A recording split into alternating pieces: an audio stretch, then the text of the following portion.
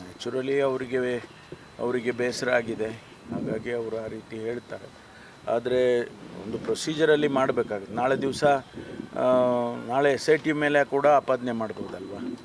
Procedure ಮಾಡದೆ ಹೋದರೆ, ಕಾನೂನಿಗೆ ವಿರುದ್ಧವಾಗಿ ಅವರೇನಾದರೂ ಕ್ರಮ ಮಾಡಿದರೆ, ಒಂದು ವೇಳೆ ಆ ರೀತಿ ನಡ್ಕೊಂಡ್ರೆ ನಾಳೆ SITನವ್ರ ಮೇಲೆ ಕೂಡ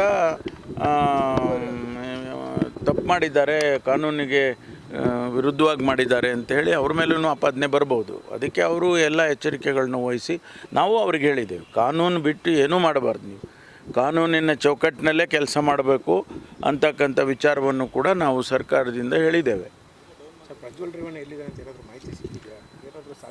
ಇಲ್ಲ, ನಮಗೇನು ಗೊತ್ತಾಗಿಲ್ಲ, ಅದು ನನಗೆ ಏನು ಗೊತ್ತಾಗಿಲ್ಲ.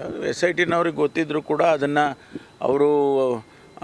ಅವ್ರು ಕರ್ಕೊಂಡು ಬರೋವರೆಗೂ ಅದನ್ನು ಡಿಸ್ಕಸ್ ಮಾಡೋದಿಲ್ಲ ಅವರು. ಕುಮಾರಸ್ವಾಮಿ ಅವರು ಹೇಳ್ತಾರೆ, ತನಿಖೆ ದಾರಿ ತಪ್ತಾ ಇದೆ, ಇಲ್ಲಿ ಮಾಹಿತಿಯನ್ನು ಗೌಪ್ಯವಾಗಿಡೋ ಬದಲಾಗಿ ಹೊರಗಡೆ ಬಿಡ್ತಾ ಇದ್ದಾರೆ, ತನಿಖೆಗಿಂತ ಇದನ್ನ ವಿಚಾರವನ್ನು ಹೊರಗೆ ಬಿಡೋದ್ರಲ್ಲೇ ಬ್ಯುಸಿಯಾಗಿದ್ದಾರೆ. ಯಾರು ನೋಡಿ, ನಾನು ಕೂಡ ನಿಮಗೇನು ಹೇಳ್ತಾ ಇಲ್ಲ. ನಾನು ಕೂಡ ಈಗ ಅರೆಸ್ಟ್ ಮಾಡಿದ್ರಪ್ಪ, ಕಂಪ್ಲೇಂಟ್ ಬಂದಿತ್ತು, ಅಷ್ಟಕ್ಕಷ್ಟೇ ಹೇಳ್ತೇನೆ. ಒಳಗಡೆ ಎಲ್ಲ ಏನು SITನವ್ರು ಮಾಡ್ತಾರೆ, ಅದರಲ್ಲಿ ಸ್ಟೇಟ್ಮೆಂಟ್ಗಳಲ್ಲಿ ಏನು ಹೇಳ್ತಾರೆ, ಇದೆಲ್ಲ ನಾವು ಹೇಳೋಕ್ಕಾಗುತ್ತೆ, ನಮಗೆ ಗೊತ್ತಿಲ್ಲ. How can I disclose it R anybody else? ಆ ರೀತಿ ಭಾವನೆ ಇದ್ದರೆ ಅದನ್ನು ಇನ್ನೂ ಹೆಚ್ಚು ಟೈಟ್ ಮಾಡೋದಕ್ಕೆ ಹೇಳೋಣ SITನವ್ರಿಗೆ. ವಿಷಯ ಆಚೆ ಬರಬಾರ್ದಪ್ಪ, ಯಾವುದು ವಿಷಯಗಳು ಆಚೆ ಬರಬಾರ್ದು ಅಂತೇಳಿ ಇನ್ನೂ ಅವರಿಗೆ ತಾಕೀತು ಮಾಡೋಣ.